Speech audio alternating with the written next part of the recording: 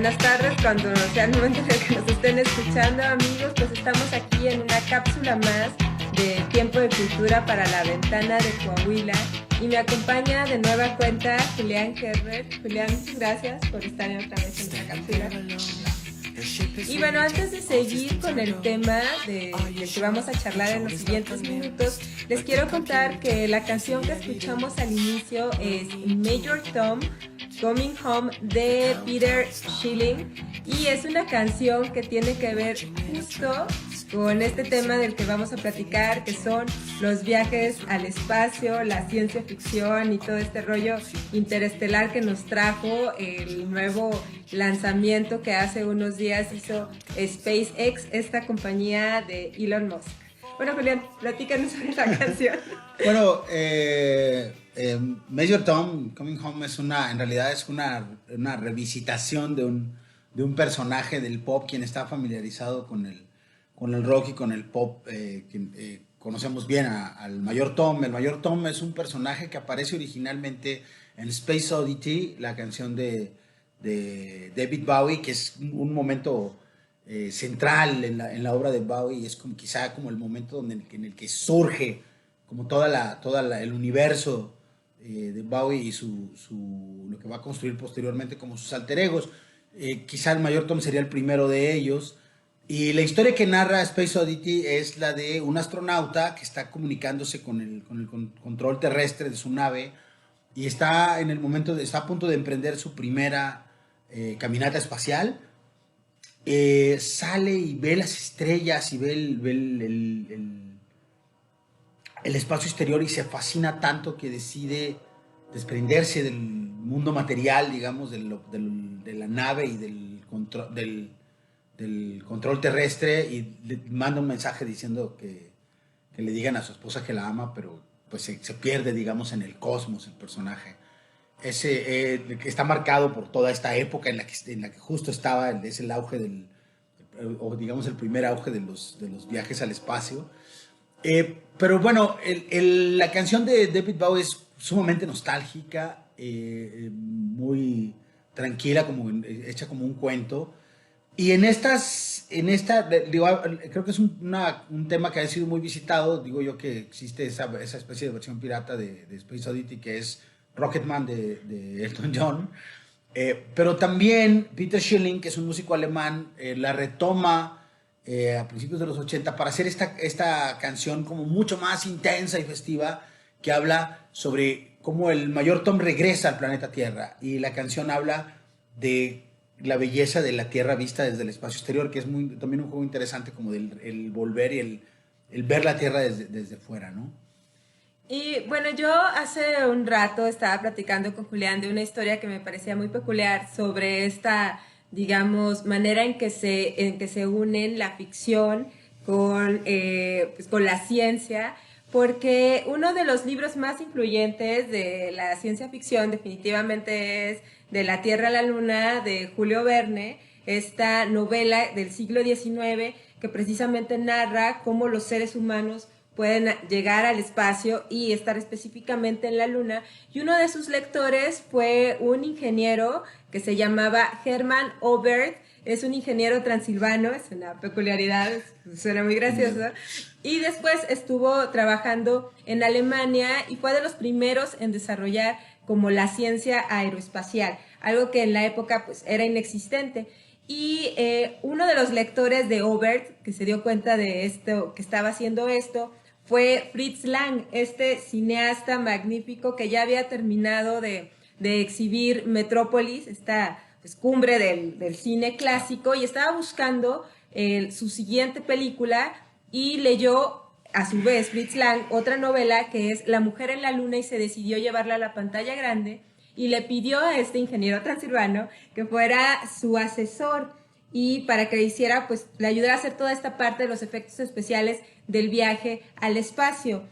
Oberth asintió, o sea, claro que quiso participar, pero le pidió a Fritz Lang una parte del presupuesto de la producción para efectivamente construir un cohete que viajara al espacio.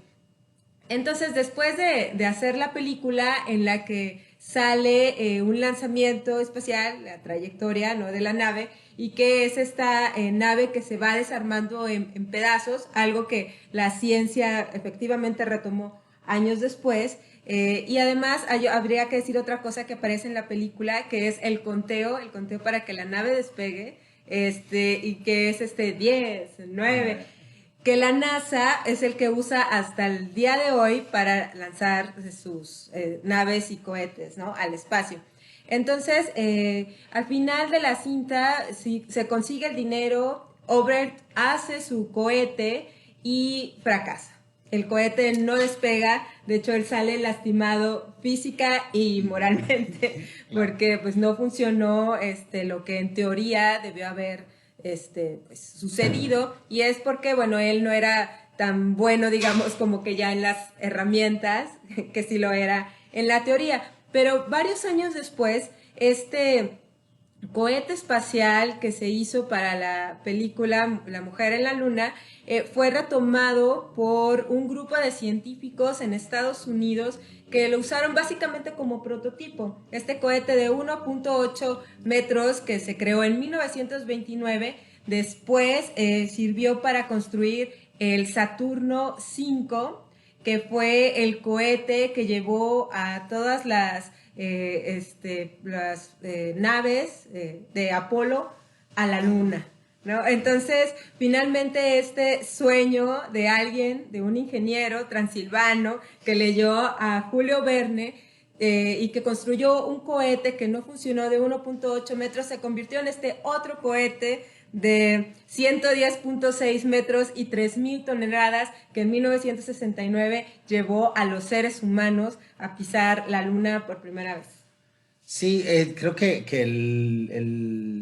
esta parte del relato como construye como una de los grandes temas del viaje al espacio, digamos, hasta el momento en el que eso se convierte en una realidad, ¿no? Que es la tecnología, la lucha material por romper eso que se llama la velocidad de escape, que es la fuerza de gravedad nos mantiene pues alrededor de la Tierra y fijos en ella, y hay una cantidad de energía necesaria para que un objeto se oponga a la gravedad y pueda abandonar la órbita terrestre.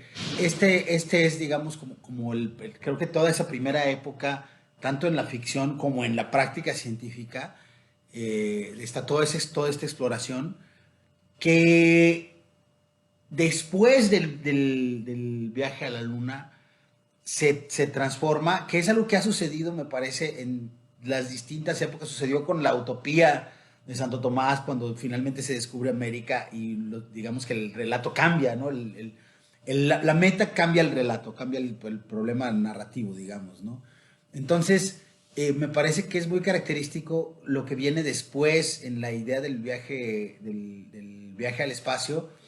Digo yo que hay un tema que es tan obvio, es tan evidente, que a veces lo pasamos por alto y que va a ser, me parece, central para entender la narrativa del viaje al espacio exterior después de 1969, que es que para llegar para llegar al espacio exterior, que es tan vasto, que es tan inabarcable y territorial, digamos que territorialmente es infinito, para llegar ahí solo puedes hacerlo en un espacio sumamente confinado. Tienes que ir en un espacio muy, muy estrecho, y eso va a afectar la forma en la que te relacionas con, pues, o sea, con las demás personas, con la tecnología, con los objetos. Entonces, la narrativa que viene después me parece que está conectada con esto, ¿no?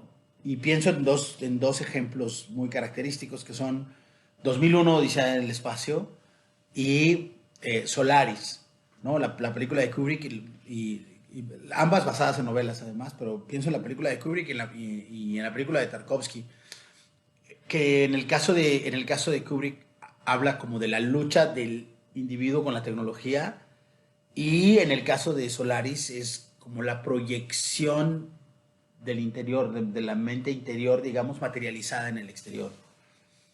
Ujú.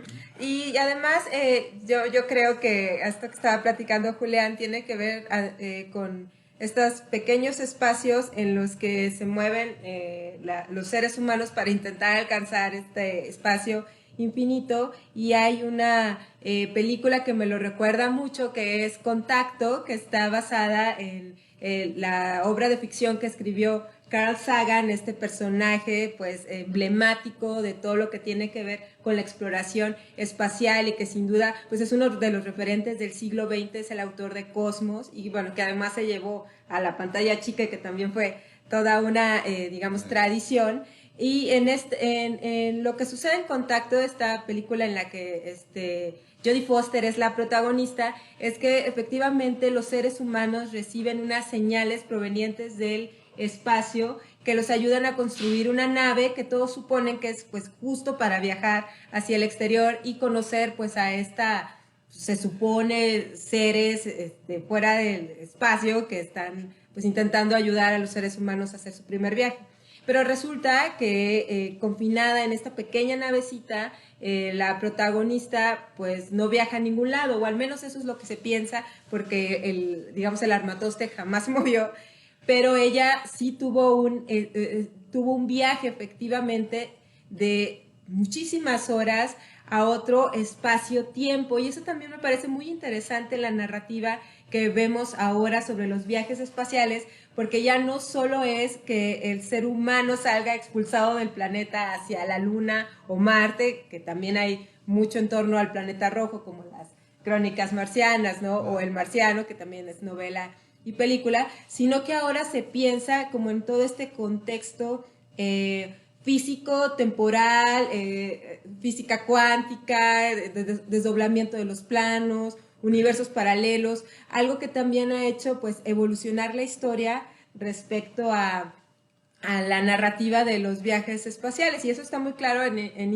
Interestelar, esta cinta de Christopher Nolan, que aborda mucho ese rollo de sí, salimos al espacio, pero al mismo tiempo cambiamos de época, la física es distinta, el uso del tiempo también, y eso, bueno, sí aparece en algunas otras, aparece en Odisea del Espacio. Claro, yo creo que esa como tradición, digamos, narrativa, a mí me parece que es muy interesante, y también cómo va marcándose en términos de épocas, ¿no? Porque en el caso de Solaris, bueno, el relato proviene de este momento en el que empieza como a trabajarse el psicoanálisis. La alteración que proponen las leyes de la física es que un hombre, un psicoterapeuta justamente, llega a la órbita de este planeta que se llama Solaris, y el efecto que la física produce aquí en los humanos es que materializa sus pensamientos y sus deseos. Entonces, el resultado para él es que físicamente aparece ante él su esposa, que recientemente se ha suicidado, ¿no?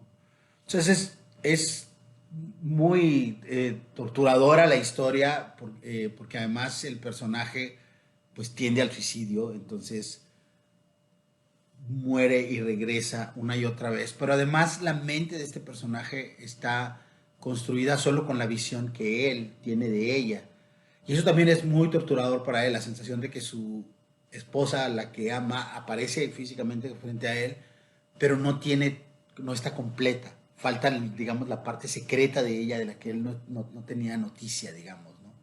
Entonces, eso, por ejemplo, luego en Odisea 2001 está contado de una manera muy plástica, y ahí creo que lo que se nota es la influencia de la psicodelia, ¿no? El momento de época de la psicodelia, del LSD, y cómo afecta lo sensorial.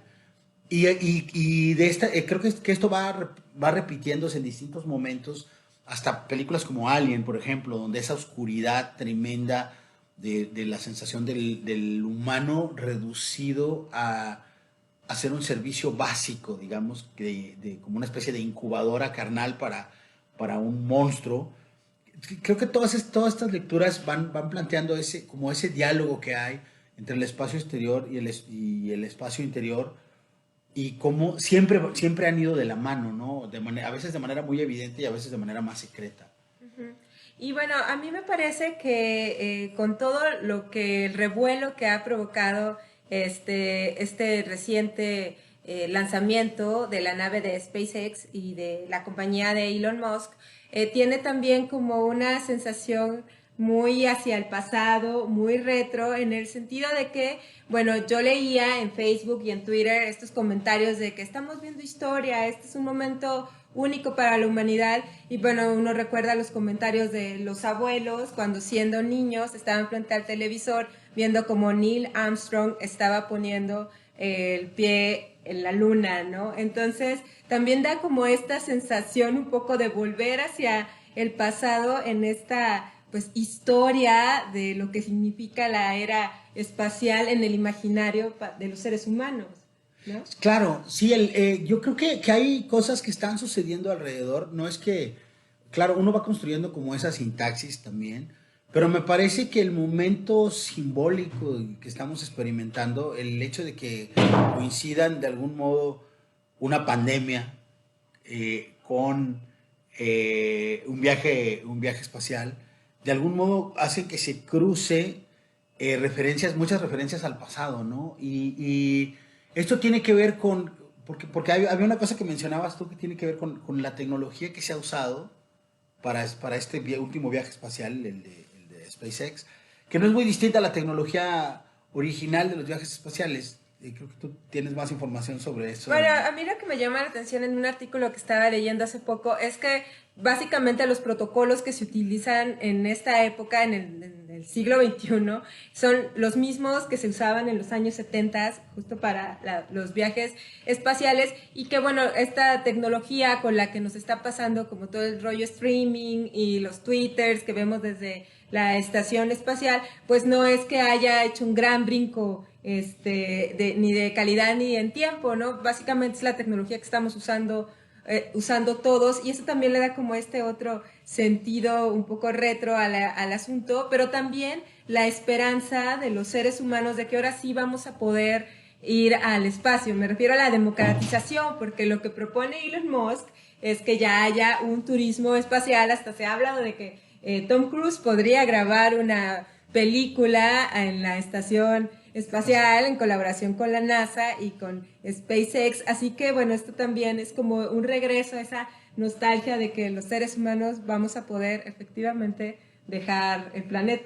Claro, hay un libro de los años 90, de finales de los 90, que yo tengo la impresión de que está a 5 minutos de ser reeditado, aunque ahorita es inconseguible, que se llama Velocidad de Escape, precisamente. Velocidad de Escape de Mark Derry, que a finales de los 90 hace una lectura de como el sueño humano de la tecnología y hacia dónde apuntaría ese sueño humano.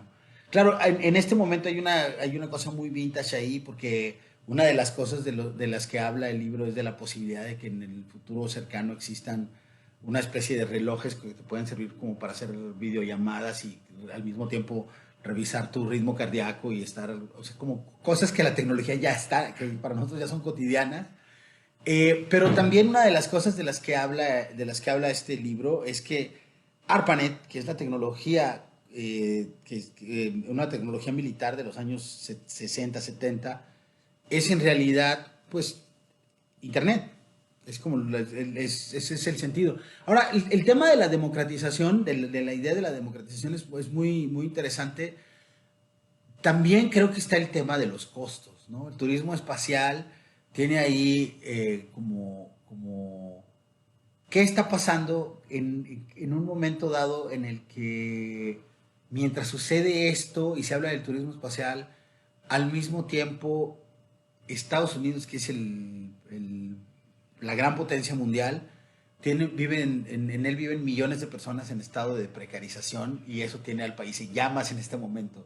Entonces creo que la discusión también acerca del espacio exterior es muy curioso que nuestra nostalgia por el espacio exterior, por irnos del planeta de algún modo, está también ligada muchas veces, tampoco quiero ser pesimista, pero un poco sí, con el fracaso con el que hemos habitado este planeta, porque millones de personas siguen viviendo en condiciones muy semejantes a las del siglo XIX, ¿no? A las de antes, incluso de Julio Verne.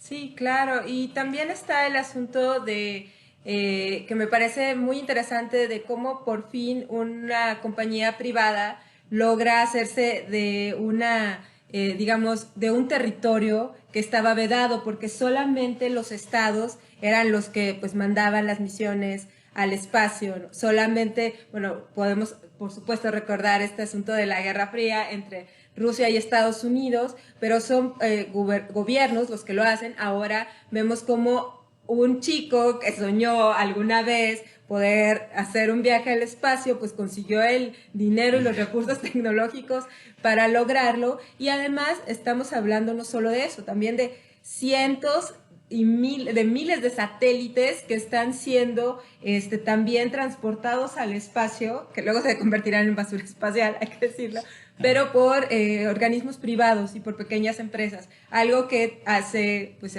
pensando en esta carrera espacial de finales de los 60, pues era impensable, ¿no? Nadie con iniciativa privada iba a poder lograr entonces llegar al espacio, y ahora estamos viendo que esto se logró en el siglo XXI. Sí, hay muchos temas relacionados con, con ciertos aspectos de la más reciente tecnología. A mí una de las cosas que me han interesado últimamente, por ejemplo, es esta noción de los elevadores de tubos de nanocarbono que se supone que podrían vencer la velocidad de escape sin el nivel de propulsión, sino elevando las naves espaciales hasta los límites de la órbita terrestre. Yo alguna vez especulé con que SpaceX iba a trabajar en este sector. No sé si eso vaya a suceder o no, pero aquí me gustaría contar esta historia muy brevemente. Yo escribí alguna vez un texto que tiene que ver con lo que está pasando, y entonces se me hace también curioso porque en el año 2017 yo estaba a punto de irme a China a hacer una residencia de 2 meses, y una revista de una aerolínea mexicana me pidió que escribiera una especie de docuficción o docu-autoficción, como pensando en cómo sería para mí hacer un viaje al espacio. Entonces yo narré ahí que se supone que en el 2025 SpaceX eh, me invitaba a hacer un viaje espacial eh, junto con mi novia, que ya en ese momento era mi esposa. Esa parte sí por lo pronto esa parte ya se cumplió. Y bueno, hacíamos este viaje espacial. Y bueno, uno de los temas era justamente cómo haces para construir la idea del turismo espacial. Porque hay cuestiones operativas, es decir, los lugares tienen que cumplir una función tecnológica, digamos. Entonces, ¿cómo le haces para que alguien que no tiene los conocimientos técnicos y la condición física para estar en gravedad cero, ¿no? Esa era parte como del proceso para mí del relato que había ahí. Y la otra era como la reflexión. Había en el relato, pues, en esta especie de docuficción, aparece Elon Musk con una preocupación, que es la de qué haces con la basura espacial.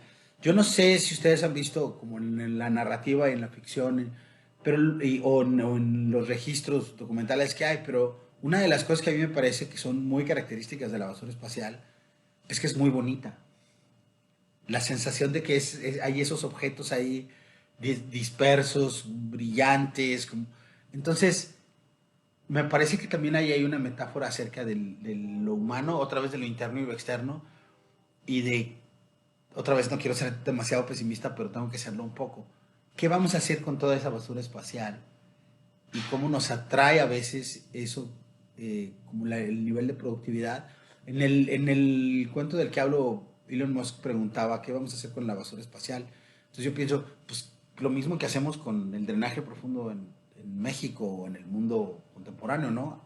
Hacer como que no existe hasta que nos estalla enfrente, ¿no? Creo que uno de los temas de los viajes al espacio sigue siendo cómo lo conectamos con el resto de la problemática humana, porque al final, aun cuando existiera otro planeta, aun cuando pudiéramos colonizar Marte, el problema sigue siendo que dentro de unos cuantos miles de años la humanidad tendría que migrar de ahí después de haberlo destruido.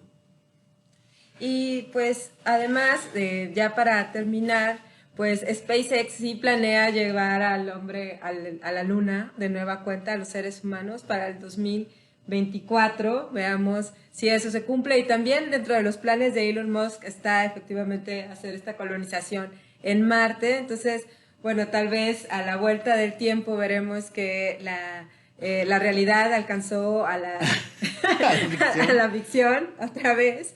Y bueno, esperemos que en unas mejores condiciones de las que estamos viviendo actualmente, ¿no?